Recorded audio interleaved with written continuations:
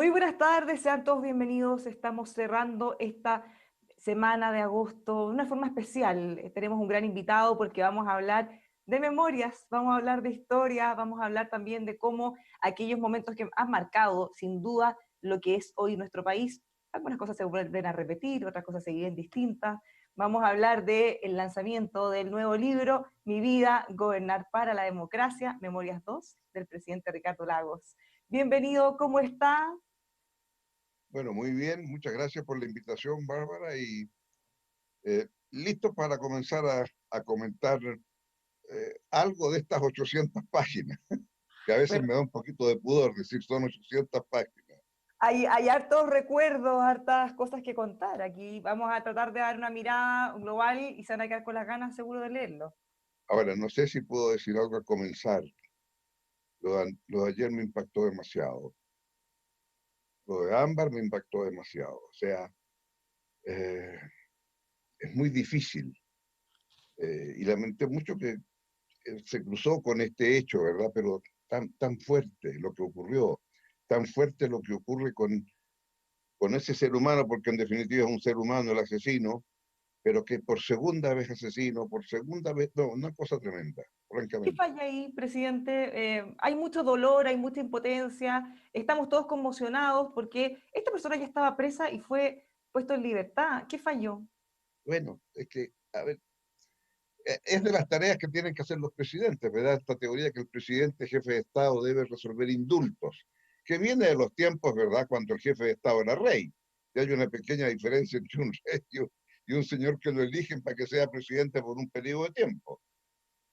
Y claro, te llegan a ti esas cosas. Y se supone que han pasado eh, mil distintos filtros para que lleguen y te digan, mire, este señor acredita o no acredita, ¿no? Entonces, claro, a uno le sorprende cuando yo supe que este señor, lo que le había ocurrido, lo que había hecho, de lo que era responsable, que estaba condenado a 20 años, ya llevaba 12, y qué sé yo, por qué hubo una decisión de que era necesario limpiar un poco y que algunos que habían cumplido mucha condena se fueran. Bueno, pero era obviamente que una persona como esa no acreditaba para un perdón, para evidentemente, una amnistía, pues digo. Ahora, ¿qué se Y hace en al respecto ahora? consecuencia, ahora debo hacer, claro, ahora va a haber una cosa ejemplar, no me cabe duda, pero desgraciadamente Ámbar no resucita. ¿Hay algo que hacer ahí? ¿Algún cambio pendiente? También hay que tener cuidado porque la gente está muy molesta. Se dice se viene un proceso constituyente. Hay algunos que dicen ya deberíamos replantear nuevamente la pena de muerte. Se dice que no se puede hacer Yo porque además entiendo, tenemos tratado. ¿Cómo lo bueno, manejamos? bueno, yo entiendo que la reacción humana es esa, ¿eh? Restablezcamos la pena de muerte. También, bueno, entre las cosas que uno tiene que asumir, en mi gobierno se abolió la pena de muerte. Fue una conversación muy larga que tuve con mucha gente, con la iglesia, me acuerdo que tuve muchas, con los amigos que uno tiene amigos en todos lados, también en la iglesia tengo buenos amigos. Y hablamos de este tema.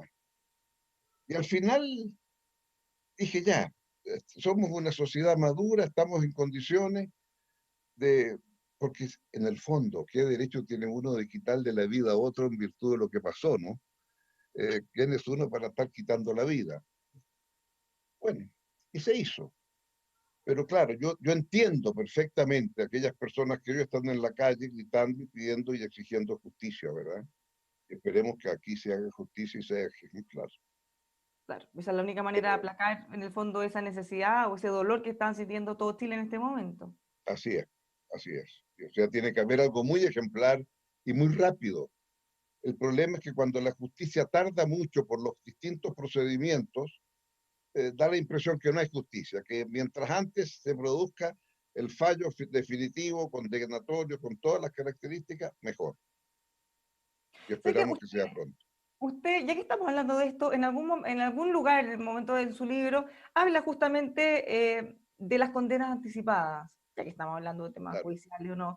Y me llamó harto la atención usted cuando estaban hablando del caso, por ejemplo, Mobgate, el caso sobre sueldos, hubo algunos casos emblemáticos, nombres emblemáticos, como Tombolini, por ejemplo, que usted señalaba que quedó definitivamente manchado en su honra, y una vez que pasó todo el proceso judicial, finalmente fue absuelto, pero ya el daño estaba hecho y quedó permanente. ¿Usted cree que hemos ido operando en eso? Porque antes, al menos, quizá bastaba un inicio de un proceso judicial, ahora pareciera que basta con que lo nombren, o que salga en un medio o en una red social para ser lapidado públicamente. Bueno, es un tema a debatir, lo que implican las redes sociales, ¿verdad? Y en qué medida las redes sociales son tremendamente importantes y útiles, entre otras cosas, para tener un sistema político mejor. Yo digo, si usamos bien las redes, podemos crear instituciones que hacen que el gobernante tenga mecanismos para escuchar, ¿entiendes? Es tan fácil. Y no tener que esperar 4 años que este señor se vaya y al fin se fue este señor y vamos a otra cosa. Entonces creo que hay posibilidades de usando las redes de tener una mejora, pero también las redes, digámoslo, son sitios de encuentro de odiosidad que emerge de inmediato y la descalificación inmediata a aquel que no piensa como uno. Y si hay algo bueno, que la actividad pública obliga, es que tenemos que aprender a dialogar y a respetar al que tenemos al frente dialogando y no descalificarlo de entrada, porque eso no puede ser. Y bueno, por eso eh, le puse un subtítulo, Gobernar para la democracia. ¿Por qué? Porque a medida que usted progresa, va cambiando el perfil de la sociedad. Y por lo tanto, alguna de las cosas que usted ha logrado cambiar y hacer, quiere decir que esa sociedad ya es un poquito distinta, al menos respecto de eso. Pero una vez que eso está mejor, perdón, y lo resolvió, entonces usted puede avanzar rápidamente a otro tema, pero que es hacerse cargo de que ese tema está semi resuelto, pero van a surgir otros temas porque eso ya quedó resuelto. Entonces tiene que ser capaz de adaptarse. Y adaptarse quiere decir escuchar y aprender entonces a cómo satisfago ese elemento nuevo, producto del progreso anterior. Y eso implica entonces, hay que gobernar para que la democracia se fortalezca porque usted es capaz de aprender el momento y resolver el tema. Y eso es un arte, es un adelantarse al tema, que el tema no le explote en la cara. Y Eso eso debe es ser, fácil decirlo. disculpe, eso debe ser de lo más difícil, sobre todo en momentos críticos como ahora. Por ejemplo, en el caso de la pandemia se ha acusado o se ha criticado al gobierno de llegar tarde con la ayuda. Bueno, que ese es un caso, ¿verdad? Porque usted tiene la sensación de que esto estaba por venir y cuando llega, dice, llegó tarde. Entonces, ¿cómo usted se adelanta a eso? Eh, en el caso del mundo mapuche, yo creo que hay un tema más de fondo. Nunca, fíjese usted, nunca el pueblo mapuche tuvo un gobierno centralizado a lo largo de la historia, de antes que llegaran los españoles, después de los españoles, nunca.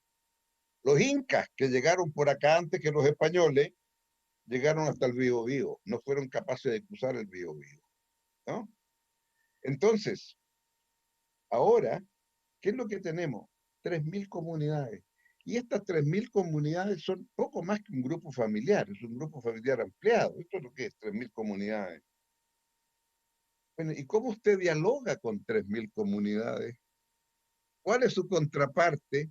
Yo gobierno, ¿cómo dialogo? A ver, ¿cuál es mi contraparte? ¿Eh? Tengo al Winca, tengo a este, tengo al otro, en fin, pero ¿cuál es? Entonces he pensado mucho esto y he dicho, mire, creemos una contraparte. ¿Cuál? ¿Por qué no ejerzamos? Hay un registro electoral en el país. ¿Podemos tener dos registros electorales? Y que aquellos que se consideran de ascendencia mapuche se puedan inscribir en un registro electoral de ellos. Y en ese registro electoral de ellos, eligen sus representantes que van a estar en el Parlamento, hombres, mujeres, lo que fuere, y más importante, si tiene un registro y usted llega a un acuerdo con aquellos representantes que tienen sobre un tema, y tienen dudas, ellos o uno, cualquiera, puede someterlo a plebiscito del registro electoral de ellos. O sea, usted ha constituido una figura social, política, con el cual puede hablar de igual a igual. ¿Y cómo Bueno, pero conversa hay que esto? adelantarse para eso, ¿sí? ¿Y cómo Perdón. puede conversar esto con los episodios de violencia, presidente? Porque lamentablemente hemos visto episodios que son muy violentos y que no representan necesariamente a toda la gente que pertenece a estos pueblos originarios. Bueno, es que yo creo que ahí es donde, a ver, hablemos en número. Las comunidades son 3.000. De la información que uno tiene cuando es presidente, buena o mala la información, me informaban que de esas 3.000, 2.800, gente pacífica, trabajadora, que hace las tareas todos los días. 100 eran más o menos, y había otras 100 que eran claramente contestatarias. Bueno, ¿cómo hace usted entonces para escuchar a esa mayoría silenciosa? Porque lo que escucha y ve son lo otro, ¿verdad? Entonces, es allí donde yo digo, bueno, pero si hemos creado eso, no estamos aprendiendo a respetar, a escuchar unos a otros. No espero que estalle el conflicto, porque cuando estalla el conflicto ya es muy difícil evitar aquello, lo que hemos visto estos días, ¿no? Cosas como estas implican cómo uno se adelanta un poco al conflicto. Ahora, hay muchas veces que uno mira para atrás y dice, ¿y cómo no lo vi? ¿Cómo no me adelanté a eso? ¿Verdad? Y no todas las políticas públicas salen bien. No, pero muchos han dicho, haciendo lo mismo, es difícil que tengamos resultados distintos. Vamos a tener que buscar una forma más creativa, quizá como la Por que usted eso creo, plantea como otra. claro, claro, por eso creo que esto es muy, muy importante, porque he visto tantos gobiernos, tantos esfuerzos que se han hecho, personas que cuando estaban en el gobierno eran de oposición férrea, pero me iban a ver respecto de este tema y tuve conversaciones con ellos muy amplias. Piensa que en mi periodo le pedí al presidente Elwin que con su experiencia dirigiera una comisión que se llamó el nuevo trato a las comunidades indígenas. Y es, bueno, son 5 volúmenes de este porte, pero que buena parte de las posibilidades de lo que hay que hacer están allí. Y creo que de vez en cuando hay que mirar aquello que no tropezar siempre con la misma piedra. Presidente, Esta volviendo, idea de los registros, por ejemplo, están en ese texto, sí. bueno, volviendo a lo que estábamos comentando antes, a cómo se ha ido polarizando el ambiente, el impacto también de las redes sociales, ¿cómo cree usted que estamos o en qué pie estamos para enfrentar el proceso constituyente? Y también usted se hubiera imaginado en algún momento que íbamos a estar en un proceso en el que finalmente íbamos a poder votar si queríamos o no una nueva constitución. Bueno, uno pensaba que eso era lo que había que hacer. Eh, el libro es un poco contar aquello, ¿no? Eh, creo que, bueno, lo explico en el prólogo, ¿verdad? El libro lo terminé 5 días antes del estallido social, del 18. Y cuando ocurrió aquello, que para mi juicio es lo más grave que ha ocurrido desde el punto de vista de explosión social en los 200 años de historia de Chile, bueno, dije yo, esto hay que hacerlo de nuevo. Usted no puede escribir y pretender que eso no existe. Y después dije, bueno, pero ¿cómo voy a escribir de nuevo estas páginas? Entonces dije, voy a escribir un prólogo largo. Y le digo entonces de entrada al lector, este libro, ¿verdad? Lo terminé una semana antes, pero si usted analiza con detención, va a encontrar semillas, muchas semillas, que pueden explicar esta explosión, ¿no? Eh, y es por eso que esa fue mi experiencia en estos veintitantos, 30 años, digamos, que hay desde el momento en que ganamos en el plebiscito hasta el momento en que termina la presidencia, el 2006. Y sea porque vivir esos 500 días de interregno entre Pinochet y que llega el presidente Elwin, que es elegido, y después los 6 años, los 4 años que estoy con Elwin de presidente, y después con Frey de presidente, y después yo. Entonces, claro, miro para atrás y veo un conjunto de momentos en donde no funcionó. O sea, a ver, llegué dispuesto a hacer algún cambio en la constitución. Y a los 3 o 4 semanas de estar en la moneda, dije, voy a llamar a una institución que existe, se usa muy poco, una comisión mixta de senadores y diputados para adelantar algunas ideas de algún proyecto nuevo. Y dije, quiero hacer eso. Y quiero entonces que se vea los ordenamientos básicos de una constitución. Y tuve la mala idea de decir lo que yo pensaba que debía tener. Bueno, la respuesta de la oposición fue muy corta. El señor presidente tiene ideas muy claras. Ninguna de esas ideas nos gusta, por lo tanto no hay nada que conversar. Ahora, Bueno, presidente, cuando usted mira hacia atrás y ve las declaraciones que usted hizo cuando firmó la reforma, diciendo que ahora sí teníamos una constitución que ya no dividía a los chilenos, bueno, ¿qué porque yo piensa usted mismo pensé, de eso? sí, te explico por qué. Porque yo pensé que los enclaves autoritarios, aquellos que claramente eran antidemocráticos, a mí me parecía senadores designados antidemocráticos, ¿verdad? Que el presidente de la República, en uso de sus atribuciones, no pueda despedir al comandante del ejército, de la aviación, carabineros, lo que fuere, me parecía que no era adecuado. En fin, en un conjunto de temas, ¿no? En consecuencia, esos temas se erradicaron, salvo el binominal que permaneció, pero todo lo resto se erradicó. Entonces, en ese sentido, yo dije, esta constitución pasa un test democrático.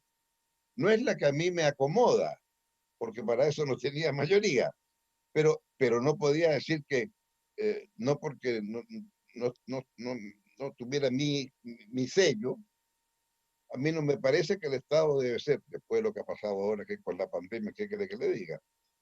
No puede ser un Estado que si los privados pueden hacerlo, el Estado no lo puede hacer. Hay cosas que tiene que hacer el Estado. Fíjese usted, con esta constitución, nadie reclamó. Cuando el ministro de Salud dijo, a partir de ahora todas las camas en Chile dependen de mí, sean públicas o privadas. Ya veremos cómo arreglamos que haya que pagar, en fin, porque estoy usando camas privadas.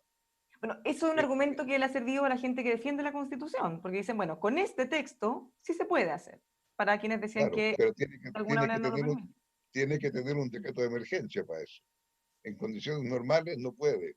Claro, estamos en una época bastante de emergencia. Ahora, una cosa que no cayó en ese momento, que fue el binominal, sí fue modificado después. ¿Qué le parece lo que ha resultado nuevo? Porque ya se está buscando reformar nuevamente.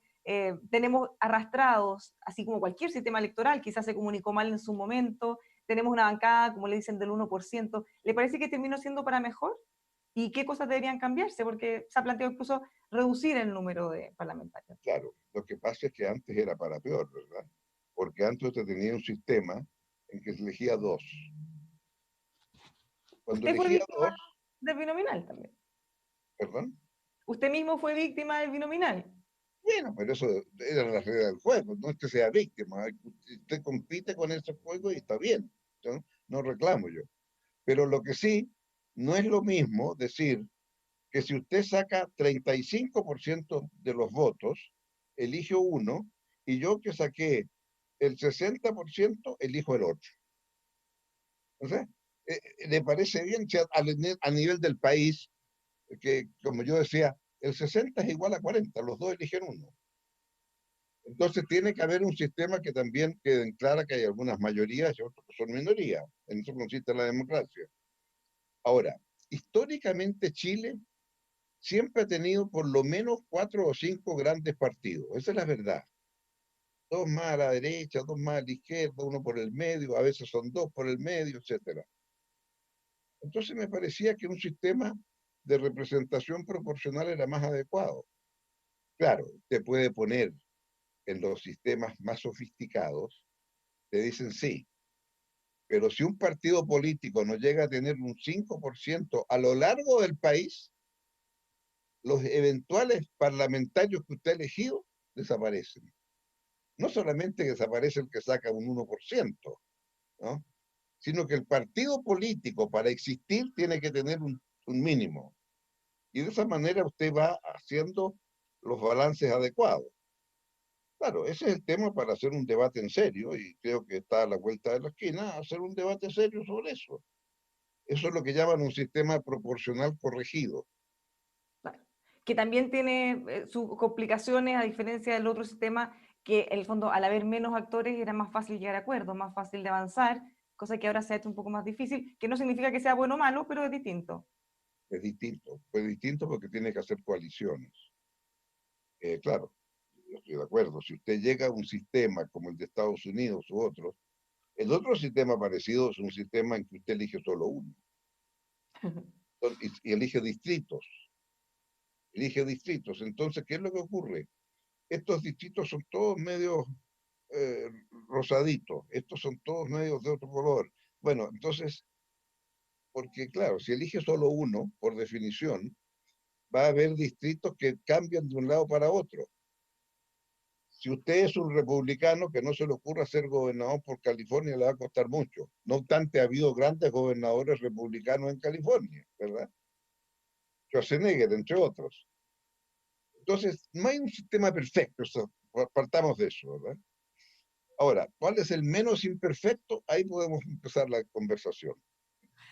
Dentro de estas cosas, así como no se cambiaba el binominal, usted criticaba que siempre que querían hacer algo tenían a la oposición, entonces a la derecha oponiéndose, y una de las batallas que siempre se trató de dar y se ha discutido hasta ahora son los impuestos.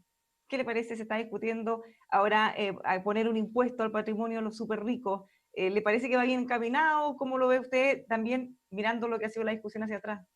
A ver, lo primero que yo diría, no me gustan las cosas que se discuten así de rápido. Mm. Hay que madurar un poquito. Pero claro, yo entiendo la necesidad ante la urgencia de la pandemia, ¿de dónde saco plata? ¿No? Porque claro, este es un impuesto de esa naturaleza, existe en muchos lugares. En este caso, este impuesto era para este caso. Bueno, pero después vamos a hacer uno para los súper ricos que están en una zona de terremoto. Después vamos a hacer otro porque hay muchas inundaciones no sé dónde. Después vamos, es decir, siempre hay situaciones excepcionales. Por lo tanto, legislar para esos casos excepcionales no es buena idea. Otra cosa muy distinta, y eso sí lo digo mucho, es que tiene que haber un sistema tributario que haga diferencia en la distribución del ingreso antes y después de pagar impuestos. No como ahora que prácticamente no pasa nada. Antes de impuestos y después de impuestos es lo mismo. Oiga, vea los países importantes, los países europeos, los Estados Unidos. Antes y después de impuestos hay una gran diferencia. O sea, son sistemas que dan cuenta de que los más ricos pagan más, los menos pagan menos o no pagan nada y por lo tanto eh, la forma de tener el equilibrio social se expresa porque después de los impuestos la sociedad es un poco más igualitaria, no hay tanta diferencia. Entonces, esto del súper rico es la respuesta fácil, inmediata, ¿eh? Para el problema que tenemos ahora. Pero yo preferiría una discusión distinta. ¿Le parece Hagamos, que la alternativa que hagamos plantea? un sistema tributario que permita resolver esto. Fíjese, la mitad de los impuestos que Chile usted recauda es el IVA. Ningún país del mundo que yo conozca, la mitad es el IVA. En todos tienen IVA, pero la mitad no. Ahora, ¿Y es esto bien por qué? regresivo el IVA, Es apunta a lo regresivo. contrario. Y cada vez que yo necesitaba algo de plata, porque yo estaba en ministerios que gastaban nomás, o educación y obras públicas, ¿te das cuenta? Siempre dije, hay ministros que gastan plata y otros que la juntan. Yo estaba en los que la gastaban. Entonces, bueno, eh, Frey dijo, vamos a hacer jornada escolar completa. Bueno, jornada escolar completa, de las 9.000 escuelas, 2.900, había que agregarles un segundo piso, ampliarlas o hacerlas nuevas. Y eso costó, no le voy a decir cuánta plata, una chorre de plata. Entonces empezamos a discutir financiamiento, no hubo ninguno. Al final la única solución fue subir el IVA de 17 a 19%. Se supone que iba a ser transitorio, cosa que nunca Transitorio, ocurre porque mientras cuando es por- construíamos esto, y esto lo construimos en 7 años, ¿ya? Cuatro o tres o cuatro como yo, ministro de Obras Públicas, y después tres o cuatro ya como presidente de Chile. Lo único malo es que al señor presidente de Chile en ese momento se le ocurrió hacer una reforma de salud y el plan Auge. Y el plan Auge suponía que iba a haber un fondo de salud común entre los FONASA y los privados con la ISAPRE. Y me dijeron que eso era ilegal. Expropiatorio, me dijeron. Tremenda palabra.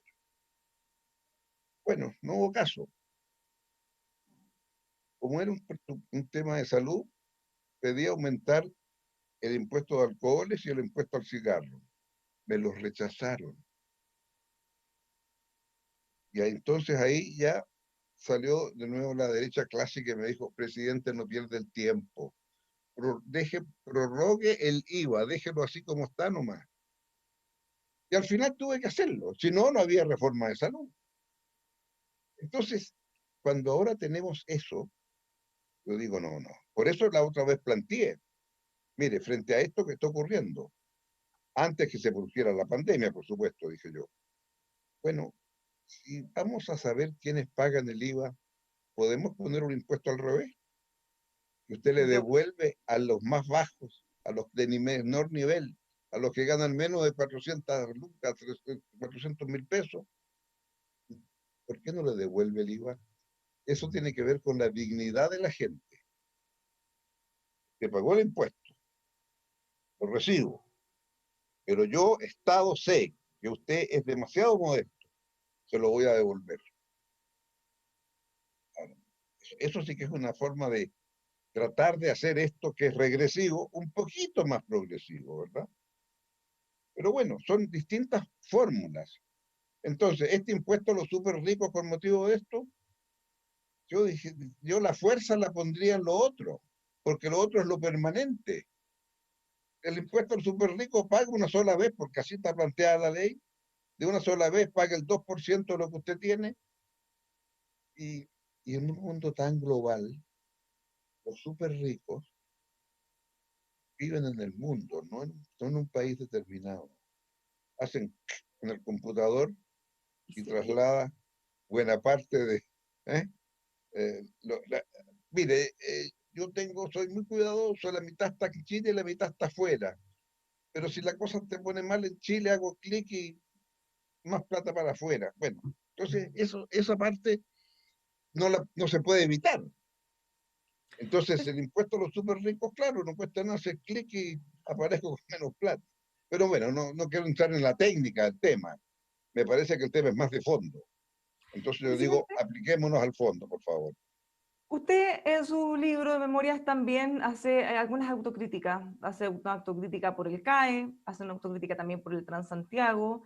Y hay otra cosa, como una gran rama que siempre le critican fuertemente, que son las concesiones. ¿Usted cree que es injusta esa crítica? Porque en el caso del CAE y el Transantiago usted reconoce que hubo un error, pero en el caso de las concesiones es bastante más cuestionable, quizá porque los beneficios estuvieron y están a la vista más allá de lo que se pueda discutir. No, sí es muy simple. Las concesiones es muy simple. Hoy día por TAG, ¿cuánto se paga? ¿Cuánto se recauda?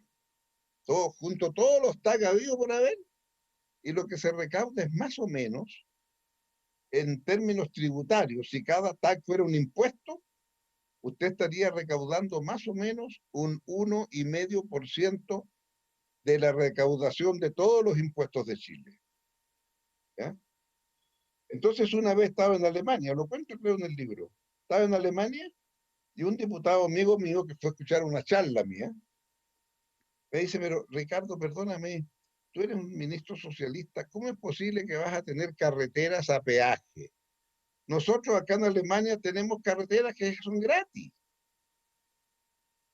Yo lo quedé mirando y le dije, pero fulano, tú vives en un país donde el impuesto que recauda el Estado es más del 40% del producto de Alemania. De todo lo que Alemania produce, el 40% lo toma el Estado como impuesto. Y yo en Chile, de todo lo que el Estado produce, tomo 18 a 20%. Si tuviera el 40%, por supuesto que hago carreteras gratis. Es simple explicarlo, ¿verdad? Pero claro, Lo que sí tenía, que Chile tenía la peor infraestructura.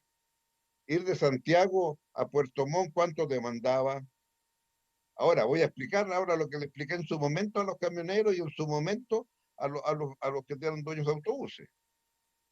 Cuando esté la autopista hecha entre Santiago hasta Concepción, van a haber peajes de aquí a Chillán y de Chillán a Concepción.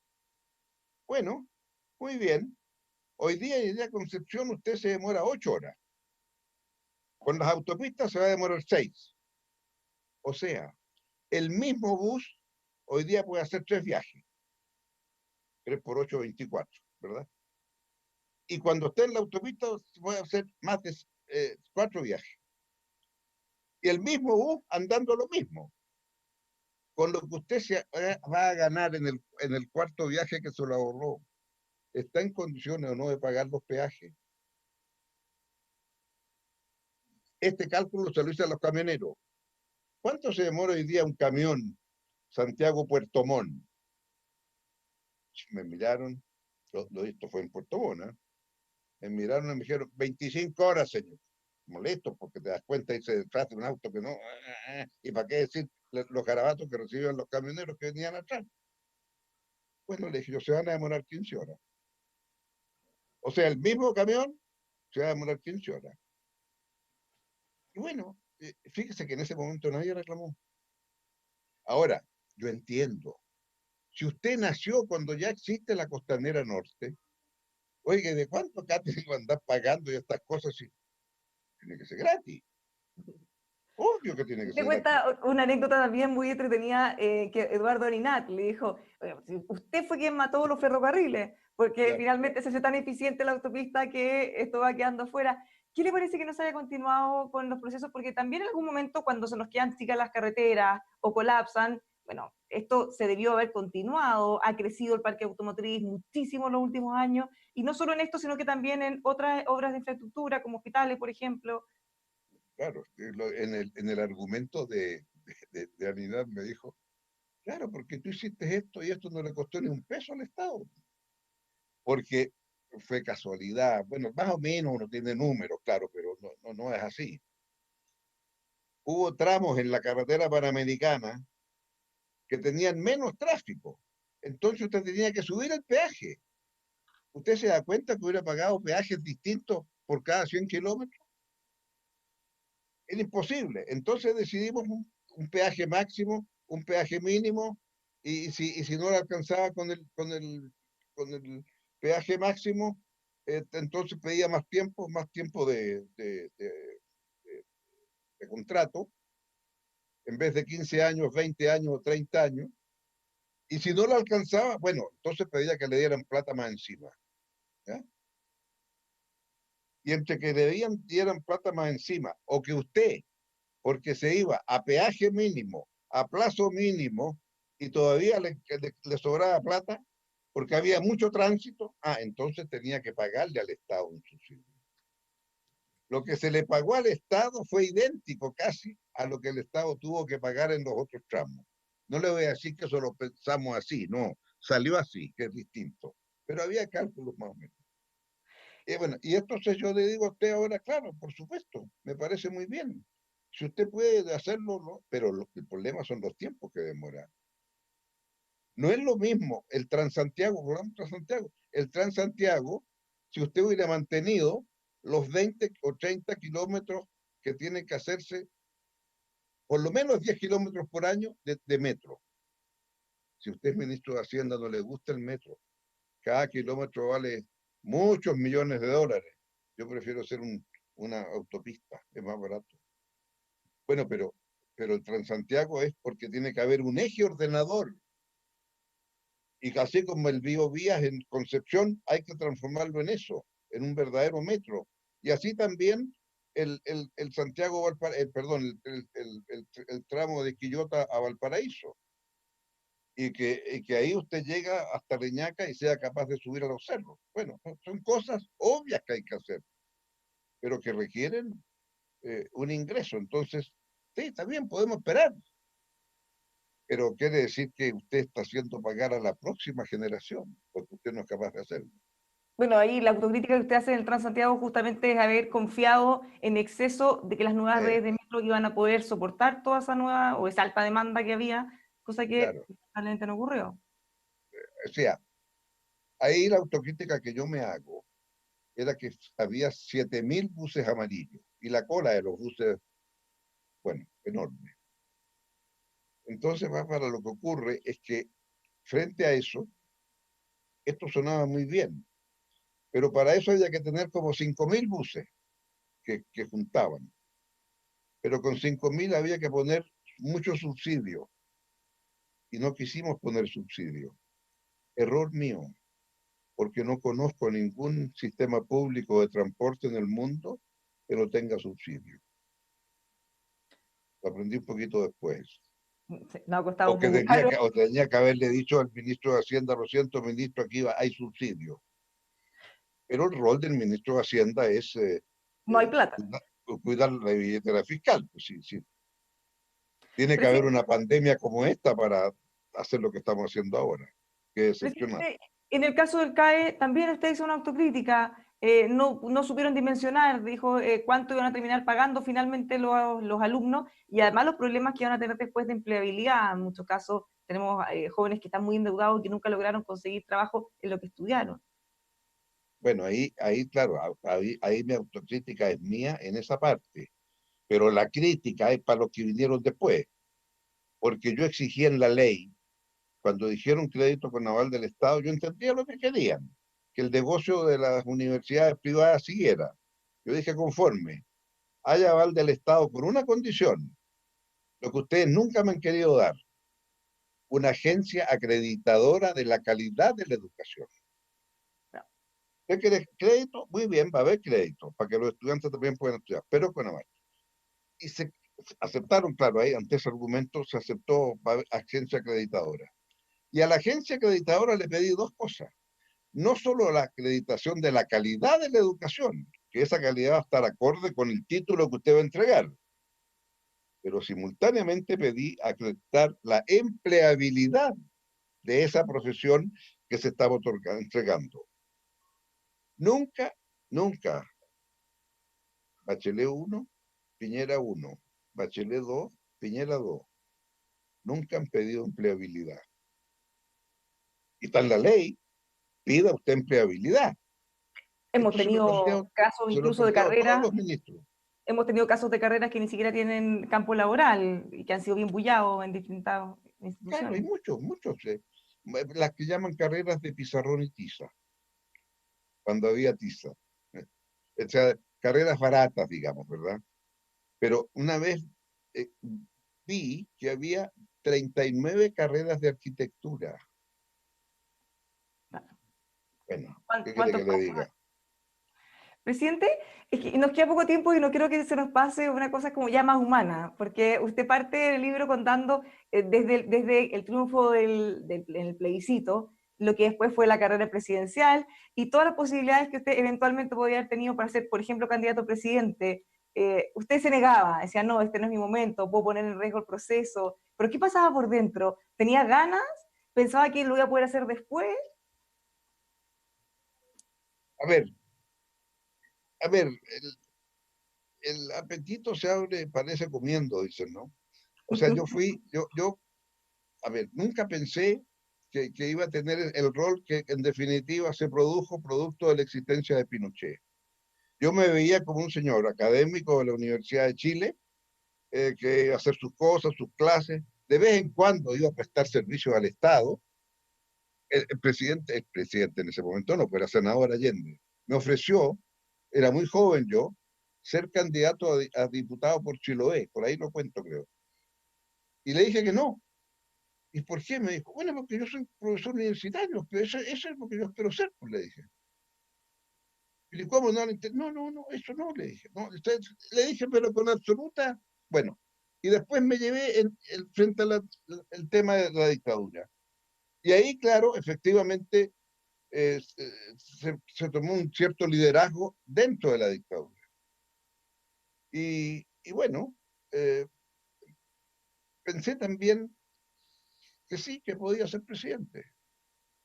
Y no necesito decir que en el mundo que yo representaba rápidamente surgió mi nombre y bueno, cuento también la anécdota de cuando el PPD exigía que yo fuera candidato y yo dije que no, y nuestro amigo Armando Jaramillo me Dijo que dice, la puerta Ricardo, la diosa Fortuna llama una vez a tu puerta. Bueno, se y le dije, equivocó. no, en ese caso no seré presidente de Chile, pues le dije, si esta es la única vez, no seré presidente. Bueno, y después, claro, me pareció que era indispensable, si la izquierda iba a gobernar de nuevo, tener elecciones primarias, porque si no, siempre la democracia cristiana iba a ser mayoritaria. Y bueno, se llegó a eso y hubo elecciones primarias. La primera fue en la que decidió a Frey un poquito entendiendo que iba a ganar Frey, que eso es duro, hacer una campaña presidencial entendiendo que estás perdido de antemano. Son experiencias en la vida, claro, de ver cómo la gente se empieza a alejar de ti. Debe Bueno, ser muy duro, porque cuando gana es todo lo contrario. bueno, por supuesto, claro, claro. O sea, cuando yo me di cuenta que algunos me decían, yo candidato, pues, ¿no? No, presidente, no venga para acá. Hasta está muy bien. No, no, no. Yo creo que en una parte hace más falta. Era porque ellos más o menos tenían un acuerdo con la democracia cristiana, en fin, claro. Pero eso es parte de la política. No, no, no, no soy un crítico de eso, ni mucho menos. Pero sí creo que eh, hay que creérselo. Yo creo que a ratos, y no por la pega, ni por el cargo, ni por la vanidad. Hay que tener ideas aquí, buenas o malas, pero creerse las ideas y luchar por eso. Y eso sí, yo lo creía sinceramente. Y por lo tanto, no iba tampoco a cambiar mis ideas, sino, entonces mi desesperación era cuando tenía al frente el veto. Y por eso el libro, la palabra veto sale muchas veces, porque lo que la derecha se acostumbró a gobernar con el veto a partir del andamiaje que dejó Pinochet. Y eso creo que ha sido muy negativo, porque se han acostumbrado a decir no, y que el tema no se resuelve, queda pendiente. Cuando ya llega a resolverlo, está llegando tarde. Y eso es lo grave. Y hasta el día de hoy lo puedo ver. Entonces, eh, fui muy honesto en el libro, en el sentido de decir, puse lo que yo sentía antes del 18O. Y cuando llegó el 18O, dije, ya, pues, aquí está la semilla, ¿ves?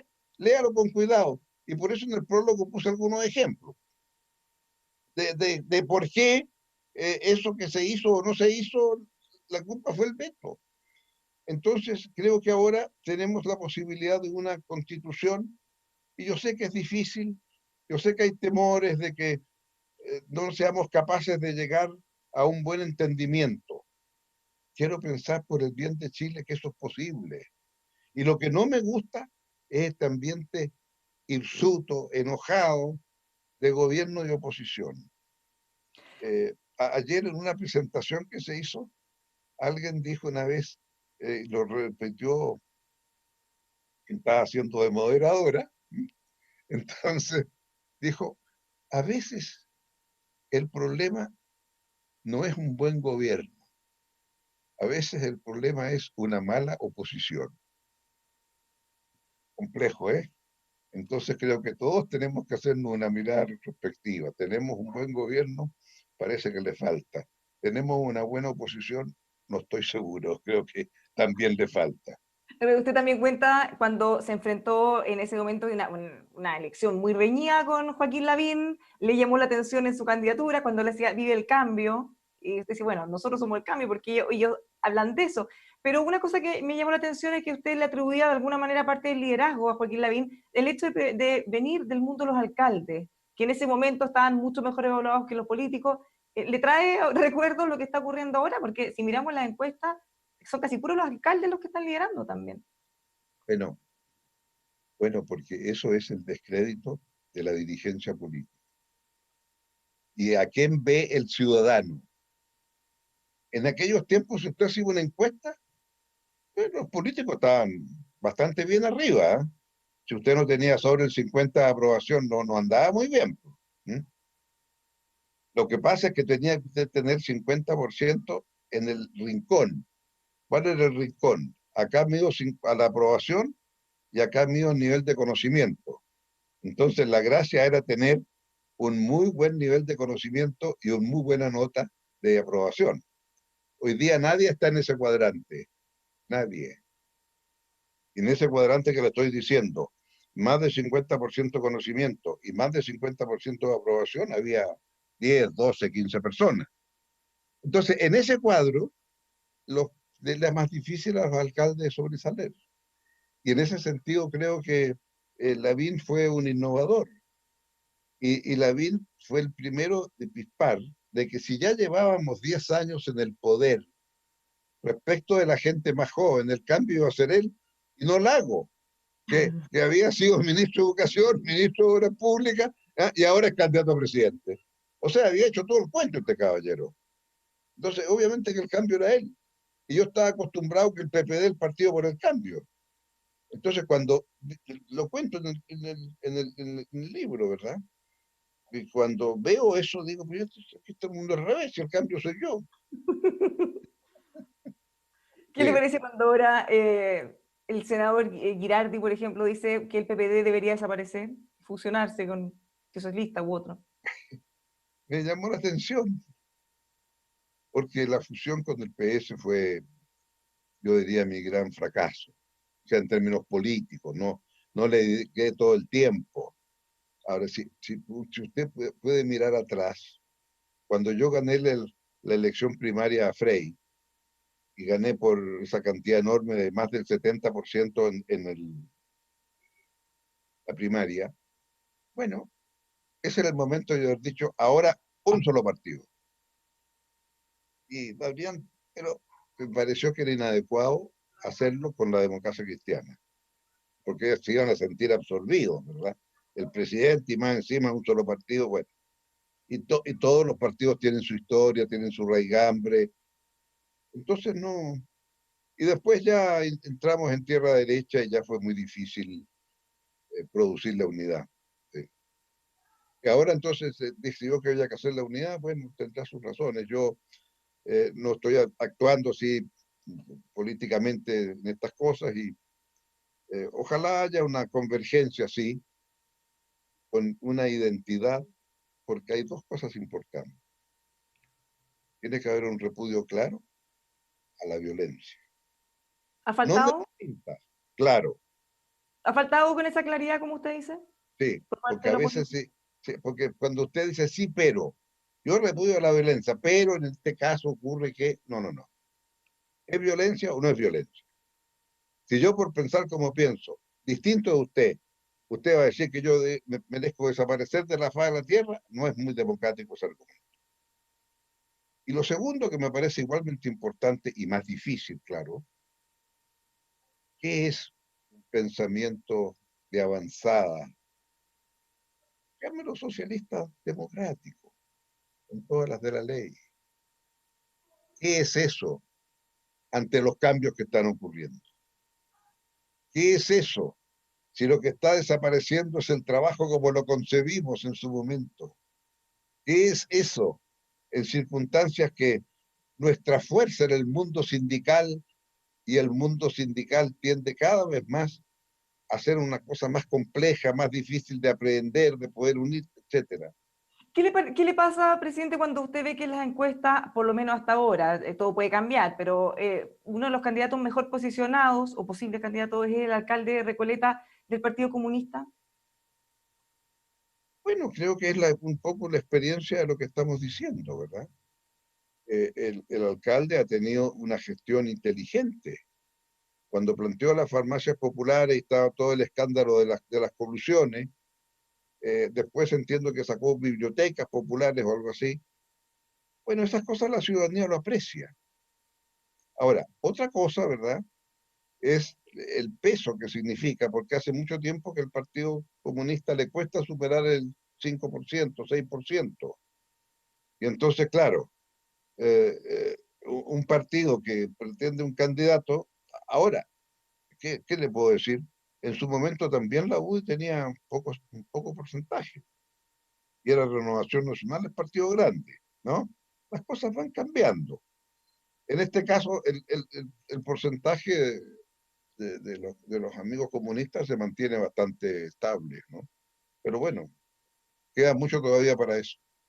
Presidente, le queremos dar las gracias por habernos acompañado esta tarde. Una última pregunta que se escapa quizá un poco de lo que estamos hablando, pero es relevante respecto a lo que está ocurriendo en las últimas horas.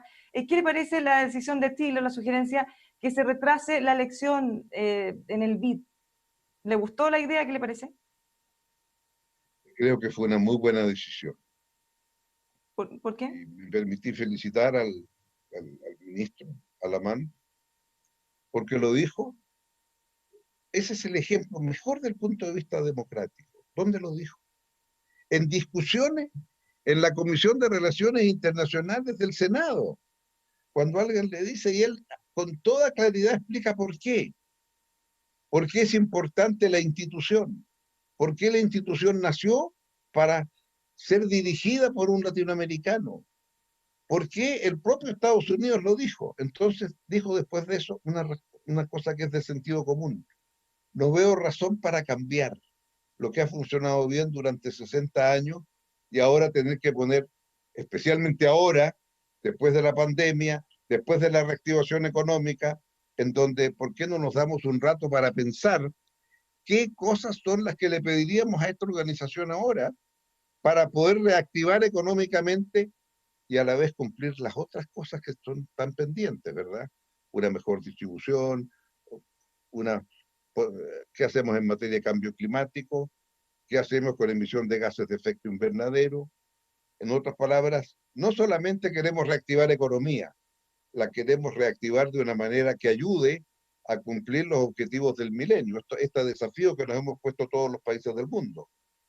Entonces, hay buenas razones y creo que Chile lo que hizo ayer fue un acto, o antes de ayer, fue un acto muy importante de, de autoestima. Con el mayor respeto, le digo a Estados Unidos, creo que eso no es correcto. Tengo una posición distinta. Y ojo, eh, tenemos también que, a partir de eso, tener un cierto liderazgo latinoamericano que antes lo hemos tenido, que lo hemos ido perdiendo. Entonces creo que es un muy buen punto el que ha hecho el ministro de Relaciones. Y te agradezco Presidente, la pregunta, porque debía haber dicho algo de eso. muchas gracias por haber conversado con nosotros esta Gracias a tarde. usted. Bueno, se nos quedan muchas anécdotas todavía, pero les recomendamos entonces que lo vean aquí en su libro. Muchas gracias, presidente. Gracias a usted por la entrevista, Bárbara. Los dejamos invitados a todos a que se mantengan junto a nosotros revisando nuestros contenidos aquí en emol.com.